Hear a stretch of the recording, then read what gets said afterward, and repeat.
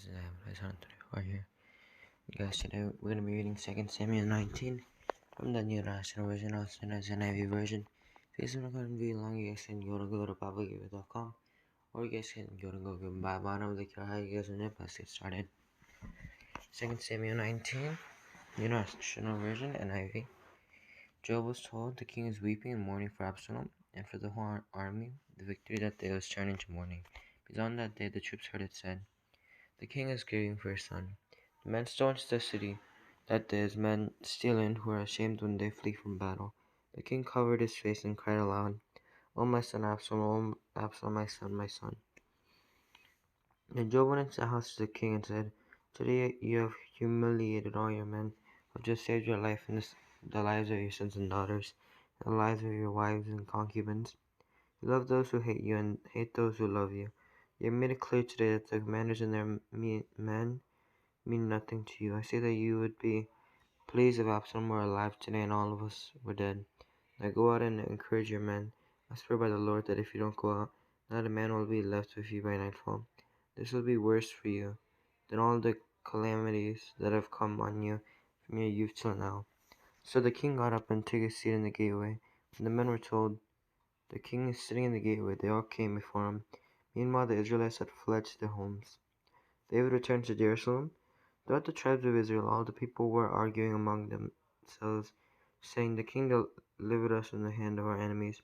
He is the one who rescued us from the hand of the Philistines. But now he has fled the country to escape from Absalom. And Absalom, whom he anointed to rule over us, has died in battle. So why do you say nothing about bringing the king back?" King David sent this message to Zadok and Abiathar the priest, "Ask the elders of Judah, why should you be the last to bring the king back to his palace, since what is being said throughout Israel has reached the king and his quarters? You are my relatives, man, flesh and blood. So why should you be the last to bring back the king?" And say to Amasa, "Are you not my own flesh and blood? May God deal with me, be it ever so severely, if you are not the commander of my army for life in place of Joab." He won over the hearts of the men of Judah so that they were all of one mind. They sent word to the king, "Return, you and all your men." And the king returned and went as far as the Jordan. Now the men of Judah had come to Gilgal to go out and meet the king and bring him across the Jordan. Shimei, son of Gera the Benjamite from Bahuriam, hurried down with the men of Judah to meet King David. With him were 1,000 Benjamites along of Ziba, the steward of Saul's household, and his 15 sons and 20 servants. They rushed to the Jordan where the king was. They crossed the fords to take the king's household over and to do whatever he wished. And Shimei, son of Gera, crossed the Jordan. He fell prostrate before the king and said to him, "May my lord now hold me guilty. Do not remember how your servant did wrong on the day my lord the king left Jerusalem. May the king put it out of his mind, for I, your servant, know that I have sinned. But today I have come here as the first from the tribes of Joseph to come down and meet my lord the king." Then Abishai, son of Zeruiah, said, "Shouldn't Shimei be put to death for this? He cursed the Lord's anointed." David replied, "What does this have to do with you sons of Zeruiah? What right do you have to interfere? Should anyone be put to death in Israel today? Don't I know that today I am king over Israel?" So the king said to Shimei, "You shall not die," and the king promised him on oath.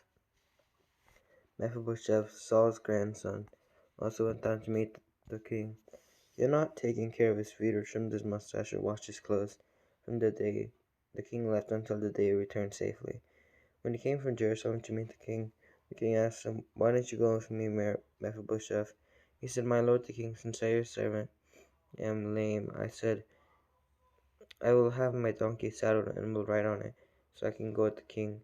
But Ziba my servant betrayed me, and he has slandered your servant to my lord the king. My lord the king is like an angel of God, so do whatever you wish. All my grandfather's descendants deserved nothing but death from my lord the king." Oh, sorry, guys. "But you gave your servant a place among those who eat at your table, so what right do I have to make any more appeals to the king?" The king said to him, "Why say more? I order you and Ziba to divide the land." Mephibosheth said to the king, "Let him take everything now that my lord the king has returned home safely."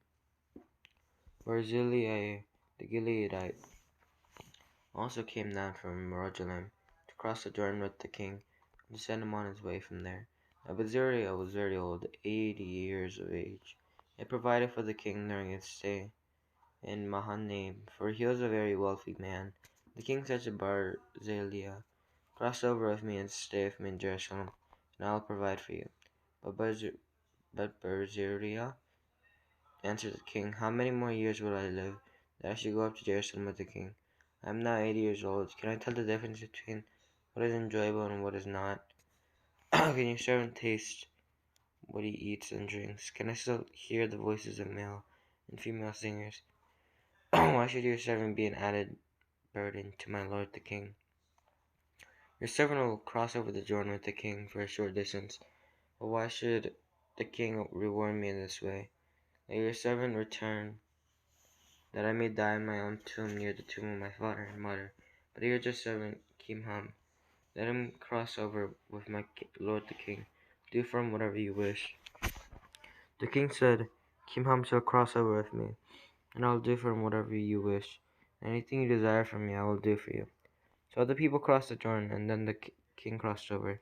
The king kissed Barzillai and bid him farewell, and Barzillai returned to his home. When the king crossed over to Gilgal, Kimham crossed with him. All the troops of Judah and half the troops of Israel had taken the king over. Soon all the men of Israel were coming to the king and saying to him, "Why did our brothers, the men of Judah, steal the king away and bring him and his household across the Jordan to get our father's men?" All the men of Judah answered the men of Israel, "We did this because the king is closely related to us. Why are you angry about it? Have we eaten any of the king's provisions? Have we taken anything for ourselves?"